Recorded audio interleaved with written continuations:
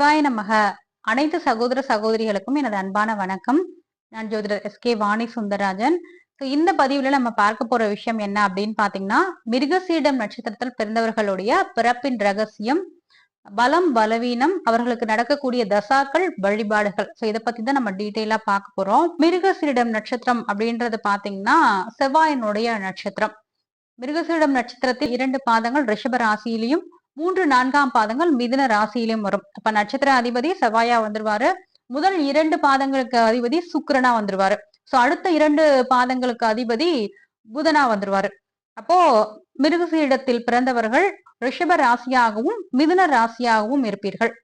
First 2 பாதத்துல பிறந்திருந்தீங்க அப்படின்னா ரிஷப ராசி, அடுத்த 2 பாதங்கள்ல பிறந்திருந்தீங்க அப்படின்னா மிதுன ராசி நேயர்களாக இருப்பீர்கள். உங்களுடைய அந்த பிறப்பின் ரகசியம் அப்படின்றது என்னன்னு பார்த்தோம்னா, இந்த மிருகசீரிடம் நட்சத்திரத்தினுடைய வடிவம் அப்படின்றது பாத்தீங்கன்னா மானின் தலை போல இருக்கும். மானை பொறுத்த வரைக்கும் என்ன பண்ணணும்னு பாத்தீங்கன்னா, இந்த மான் வந்து எதையாவது தேடி ஓடிக்கிட்டே இருக்கும். அந்த மாதிரி மிருகசீரிடத்துல பிறந்தவர்களுக்கு தொடர் தேடல் அப்படின்ற ஒரு விஷயம் இருந்துகிட்டே இருக்கும். எப்பயுமே எதையாவது தேடி ஓடிக்கிட்டே இருப்பாங்க. அறிவாக இருக்கட்டும், இவர்களுடைய நிம்மதியாக இருக்கட்டும், தொழில், ஆன்மீகம், இதை சார்ந்த விஷயங்களை தேடி ஓடிக்கிட்டே இருக்கிறது.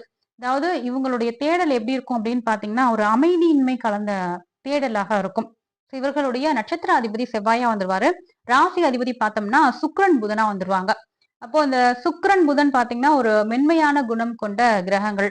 ஒரு பக்கம் பாத்தீங்கன்னா ஸ்வீட்டா இருப்பாங்க, ஒரு பக்கம் பாத்தீங்கன்னா கடுமையான கோபம் கொண்டவர்களா இருப்பாங்க. இப்போ இவங்க மூளை பாத்தீங்கன்னா எப்பயுமே ஒரு சூப்பர் கம்ப்யூட்டர் மாதிரி இயங்கிக் கொண்டே இருக்கக்கூடிய ஒரு தன்மை இருக்கும் இவங்களுக்கு. நட்சத்திர அதிதேவதை அப்படின்னு பார்த்தோம்னா சந்திரன் வந்துருவாரு.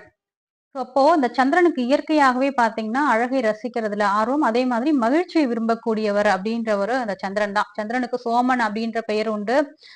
அந்த சந்திரன் தான் வந்து அமுதத்தை தருவர், நமக்கு வந்து உணவை தரக்கூடிய ஒரு கடவுள். இவங்களுக்கு மிருகசீரிடத்துல பிறந்தவர்களுக்கு பாத்தீங்கன்னா எப்பயுமே ஒரு ஹீலிங் பவர் இருக்கும். அதே மாதிரி பேச்சிலேயே மத்தவங்களை அட்ராக்ட் பண்ணக்கூடிய தன்மை இருக்கும். ஏதாவது ஒரு கஷ்டம்னு வந்து இவங்க கிட்ட சொல்றாங்கன்னு வச்சுக்கோங்களேன், நல்லா பேசி அந்த பேச்சிலேயே வசீகரித்து அவங்களுடைய மனக்கவலைகள் எல்லாமே போக்கி அனுப்பக்கூடிய தன்மை இவங்க கிட்ட வந்து இருக்கும். அதே மாதிரி மான் என்ன பண்ணும் அப்படின்னு பாத்தீங்கன்னா, தன்னை சுத்தி நடக்கிற விஷயங்களை கவனிச்சுக்கிட்டே இருக்கும். மானோட வீடியோ பார்த்தா உங்களுக்கு தெரியும், கீழே ஏதாவது சாப்பிட்டுட்டே இருக்கும். அதை சாப்பிட்டுட்டே இருந்து மேல சுத்தி சுத்தி பார்க்கும், மேலையும் பார்க்கும் இல்லைங்களா? அப்போ அது வந்து சாப்பிடுற விஷயத்திலையும் ஆர்வம் காமிக்கும். அதே மாதிரி தன்னை சுத்தி என்ன நடக்குது, தன்னை ஏதாவது ஒரு விலங்கு வேட்டையாட வருதா, இந்த மாதிரி எல்லாம் கூர்ந்து கவனிக்கும் இல்லைங்களா?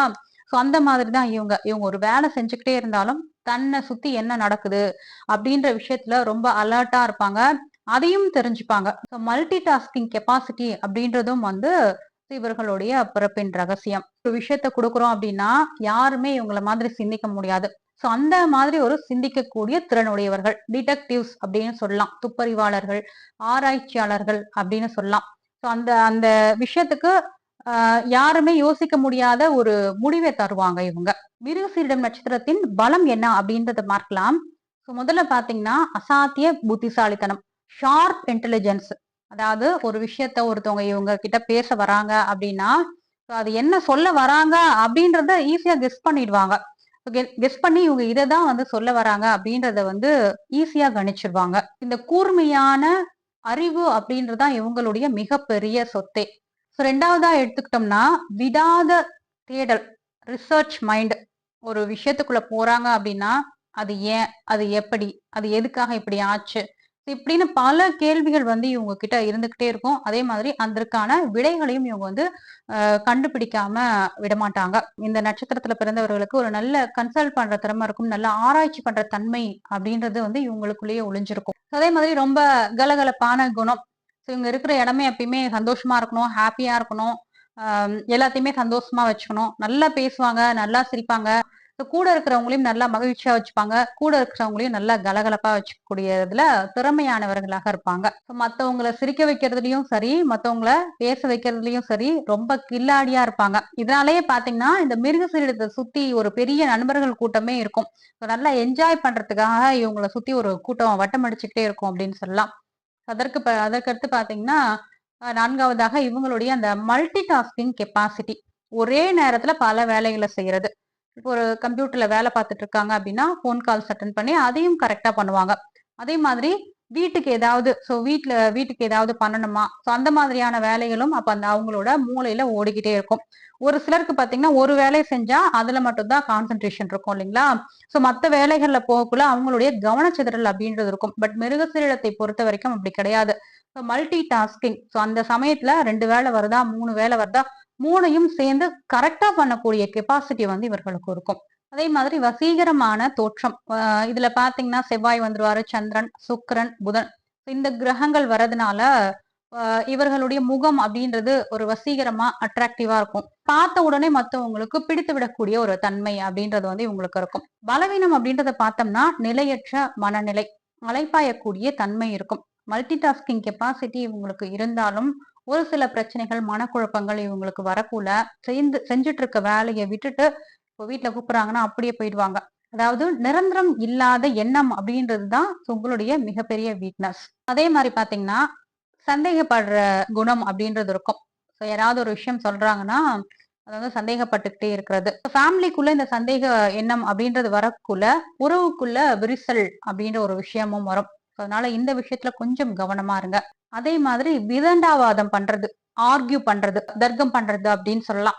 ஸோ மத்தவங்க கிட்ட தேவையில்லாத ஒரு விஷயமா இருக்கும். அதுக்கு கூட வாதம் பண்ணுவாங்க. அதுக்கு கூட தர்க்கம் பண்ணுவாங்க. ஸோ இதுதான் சரி அப்படின்ற மாதிரியான ஒரு விஷயம் எல்லாம் பண்ணுவாங்க. அதனால பாத்தீங்கன்னா, இவங்க கிட்ட நான் நான் சொல்றதுதான் சரி அப்படிங்கிற ஒரு பிடிவாத குணம் இருக்கும். அதே மாதிரி எந்த ஒரு விஷயமாக இருந்தாலும் ரொம்ப சீக்கிரமா அலுத்து போயிடும். போர் அடிக்குது சொல்லுவோம் பாத்தீங்களா? ஸோ அந்த மாதிரி ஒரு வேலை பண்ணிக்கிட்டே இருந்தாங்கன்னா, அந்த வேலையே வந்து திரும்ப திரும்ப பண்ணா இவங்களுக்கு போர் அடிச்சிரும். ஸோ புதுமையான விஷயங்கள், புதுசா என்ன பண்ணலாம்?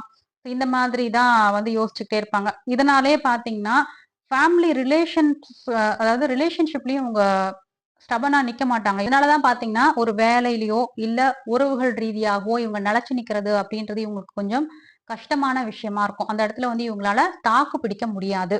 அடுத்ததா பார்த்தீங்கன்னா, அதிகப்படியான அலைச்சல். ரொம்ப டயர்ட் ஆயிடுவாங்க ஈஸியா.